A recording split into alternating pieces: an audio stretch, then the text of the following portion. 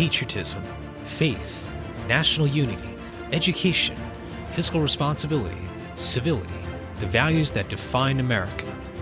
Fascinating stories and talks from America-loving patriots dedicated to preserving freedom, opportunity, and justice. Welcome to the Friends and Fellow Citizens podcast.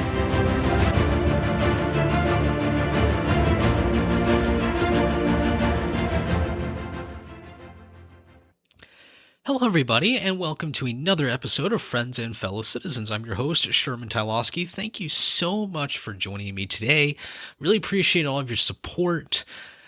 If you haven't already, make sure you subscribe to this podcast at the end of this episode. I really am so thankful for my listeners and for tuning in. A quick announcement.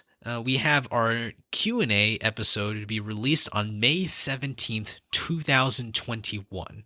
Okay, mark down in your calendars when the episode will be released, but I need your help.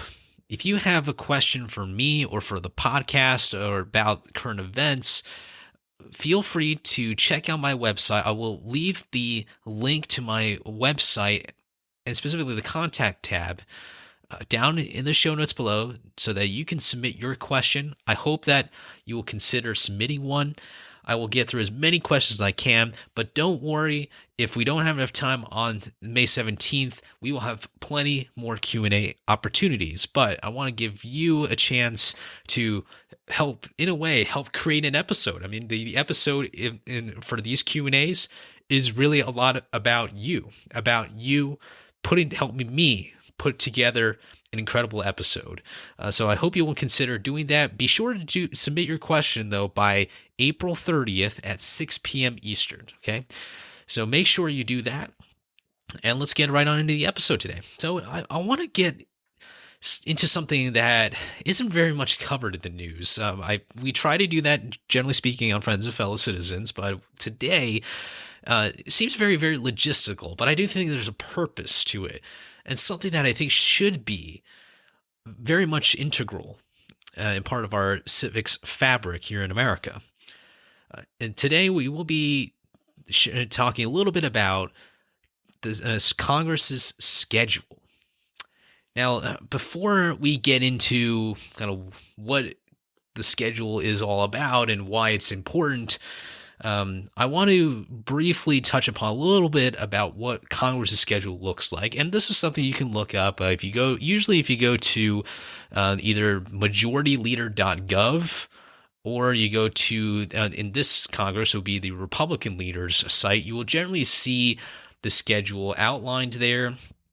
I believe they do have a PDF format, so you can actually see which days Congress is in session, which days Congress is out of session. But just very broadly, okay. This will, by the way, differ a little bit depending on the Congresses, but I will give you the most updated kind of overview of what Congress schedule is. So Congress historically has been a part-time job, okay? And this is partly because it wasn't very easy to get from, say, California to D.C. in hours. In fact, it was impossible for a very, very long time. And so it has evolved, I will say, depending on the kinds of eras. I mean, some Congresses really took advantage of the technological advances and realized that members could travel back and forth a lot quicker. And the schedule did change a few times over the course of the history of our country. But generally speaking, there's two kinds of days for Congress. There's in-session days and there's out-of-session. In session is when Congress is in Washington, D.C., and they are usually physically there. COVID obviously has made it a little bit different, with some members being able to vote or even or work remotely. But generally speaking, Congress congregates in the House and the Senate, and they attend committee hearings. They even meet constituents or meet other interest groups, and they obviously vote and debate on legislation, I should say. Out of session, or what was known as recess, is when members return back to either their home states if you're a senator, or your home district if you're a member of the House. And these recess days are not really a breaks. Recess does have kind of like a kids playground or school playground kind of connotation to it.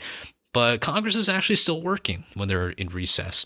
Generally, members return back to their districts and they participate in fundraising events. They hold town halls. They visit businesses. They visit schools or any other activities that have to do with the member's profile when it comes to their platform. So, for example, some districts, maybe because it's a more rural part of the country, you'll be seeing seeing the member spending a lot more time in agricultural manufacturing plants or something. You know what I'm saying? So a lot of factors have to come into play when it comes to the recess schedule. So that's kind of the layout of the kind of in-session days, out-of-session days. This year has been particularly interesting. One of the things that people have pointed out is that the in-session days have been notably about the same for decades, but some people feel that it's getting a little bit shorter. Now, there is a lot of debate about that because, as I said, when members return back to the home districts, it's not that they go back and they watch Netflix and drink beer and eat popcorn. Although I would personally, if I were a member, I would certainly do that sometimes. Given the huge amount of responsibility I have, so members do take breaks, but normally these breaks are held during August recess, which is a long period of recess that allows members to return back to districts for an extended period of time, and a lot of them do take vacations. Oftentimes, I think, very much needed vacations, given the grueling, ongoing job that you have, where it's just not a typical Monday through Friday kind of profession. So that's kind of an overview of the schedule, and usually, I believe, on average, you see about 100 in-session days. And in-session days usually don't count the weekend, so we're talking Monday through Friday. And that has obviously brought about a lot of questions about the length of Congress being in D.C. Is Congress spending enough time in our nation's capital to serve the interests of the American people? And the one that I think will continue on. This episode is not here to solve all the problems that Congress has when it comes to scheduling, but I do want to offer a couple of perspectives today about you and have you think about it as well. How do you envision Congress working for you? What is a congressional schedule?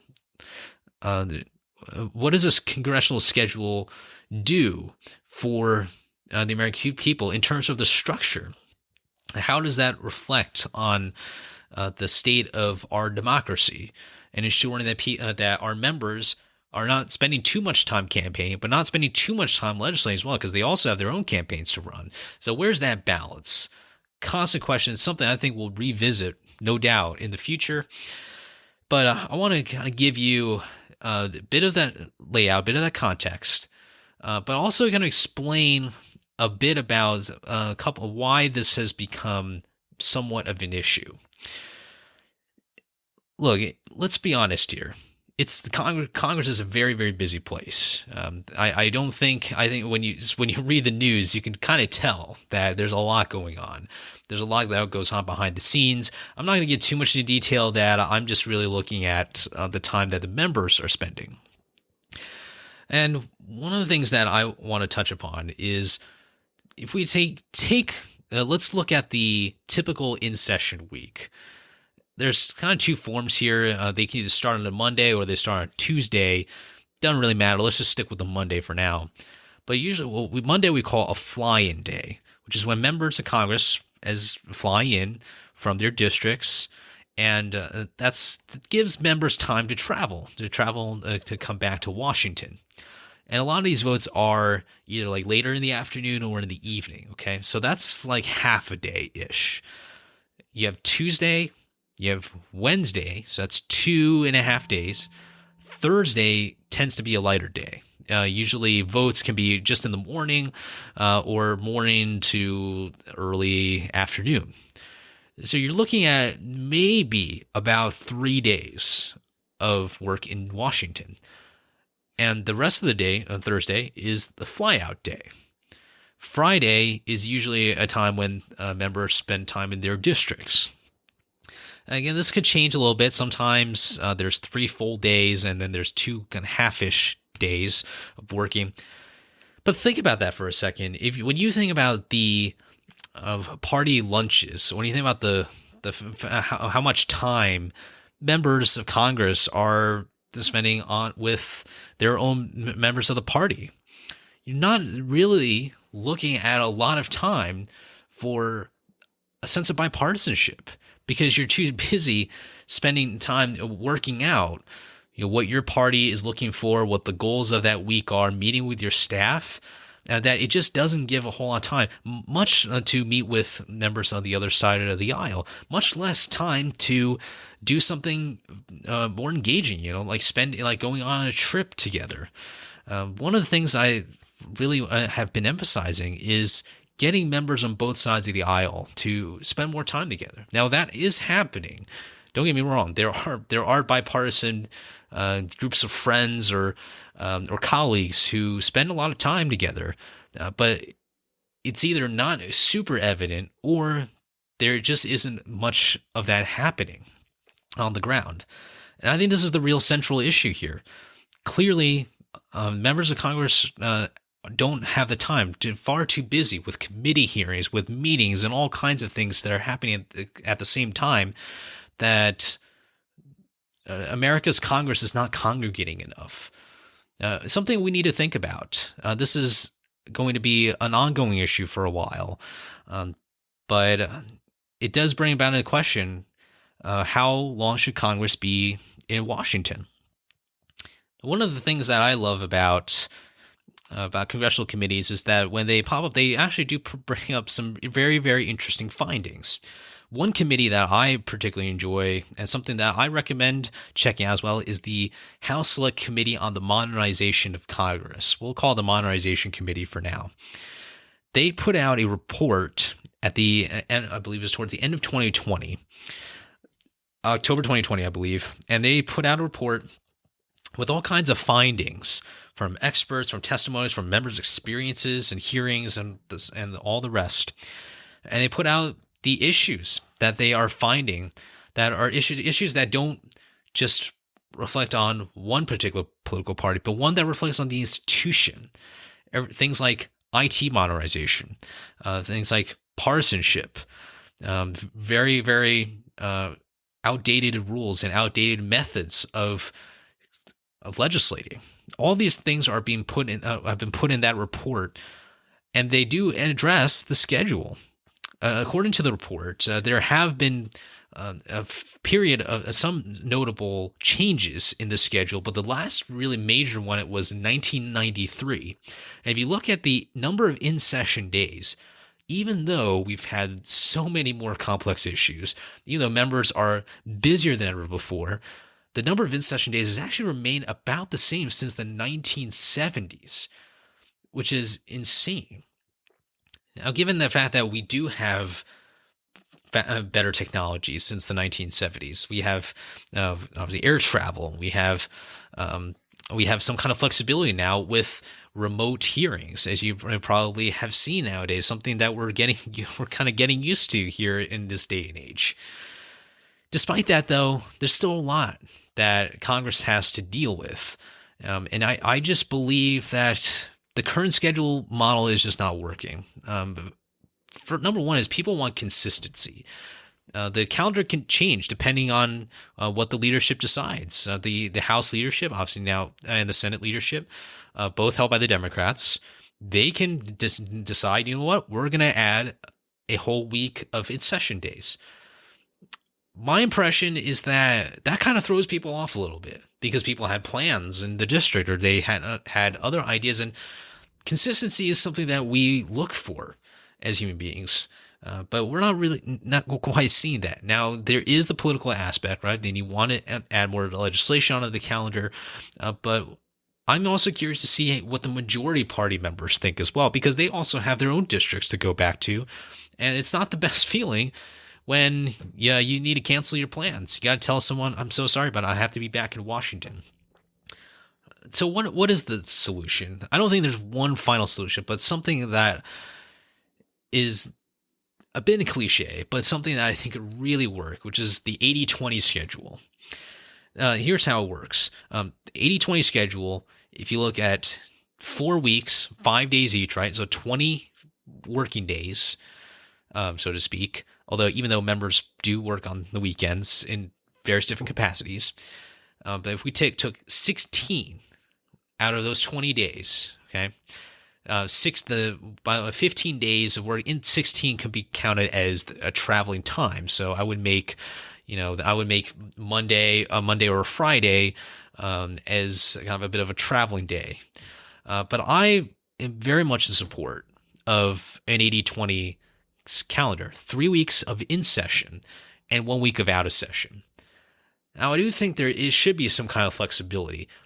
For example, if it's an election year, right? So every couple years, I do believe there needs to be some kind of change. So some people might advocate for a total flip where you have an 80-20, but 3 weeks of out of session, essentially largely campaigning, and 1 week of in session. That I think is a possibility to think about. But 80-20, I think, gives a lot of benefits. First of all, it gives consistency. People know what to expect, including the American people. The American people should know when Congress is in session. One of the things I am shocked about, which is when people are calling for some kind of legislative reform, but it's like, well, the problem is Congress is not supposed to be in today or this week. It would be a lot better if you understood that Congress will be in Washington on these particular days. Maybe that'll gain some kind of a bit more traction if you were to campaign around this time when they are in session. Consistency is number one. Number two is that I think it fulfills the purpose of being a member of Congress, which is to be representing the interests of his or her district or state in Washington, D.C., and to spend more time congregating, to be with other people, in this case, other members. As you spend more time with people, you get to learn how to live with one another. You get to interact with those. You get to take trips, maybe. Even taking trips down to the Museum of Natural History, perhaps, could be a bit of a game changer for the relationship between two members of Congress, hopefully two members of two different parties, perhaps. But thirdly, it also saves a lot of time. We're thinking of fewer traveling days. For those who might be more on the environmental impact side, it allows people who, especially those who travel from long distances, to not have to get on an airplane as often.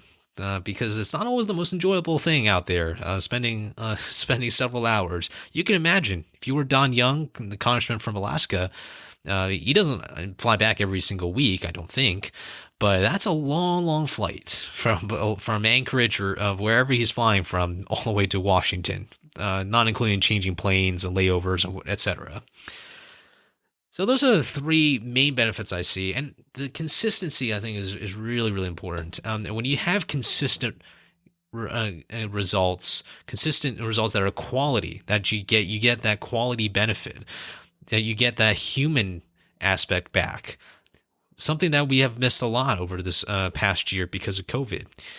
When we bring out the human nature of Congress, and we look at members of Congress not as gods on a pedestal, but as human beings, that might be something where we can move forward towards some kind of positive institutional change.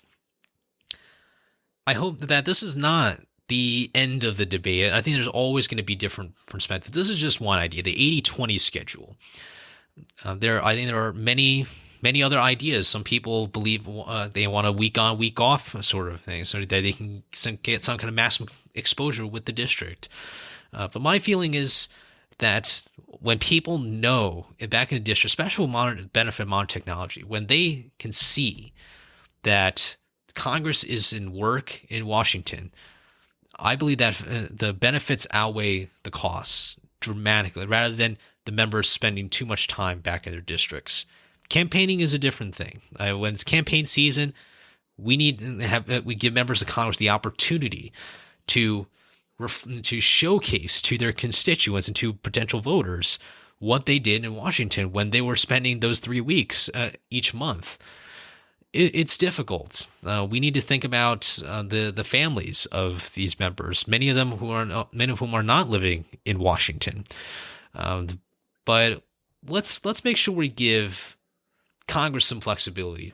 Let's give the American system some kind of flexibility, so that we can allow our members of Congress to be able to spend that time together. And you never know when these relationships can create something, can create a major piece of legislation that could change at least a part of the country or the system in a positive manner.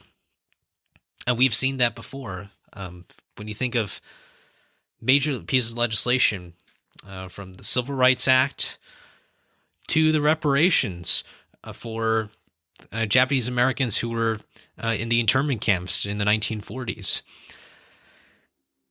You never know when a good piece of legislation can come out. And oftentimes, that legislation can come out because 2 or more people got together, knew each other, found common ground, and put together something that could bring people closer together.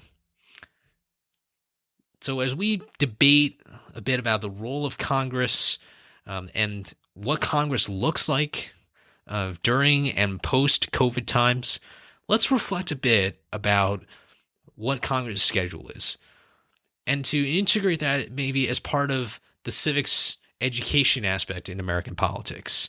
Because when we understand what Congress does on a day-to-day basis, the more maybe we can understand and see areas of bipartisan reform that could benefit the American system and hopefully benefit the rest of the world and what it could produce for the people of the United States. Thank you so much for listening to this episode. I hope you enjoyed it.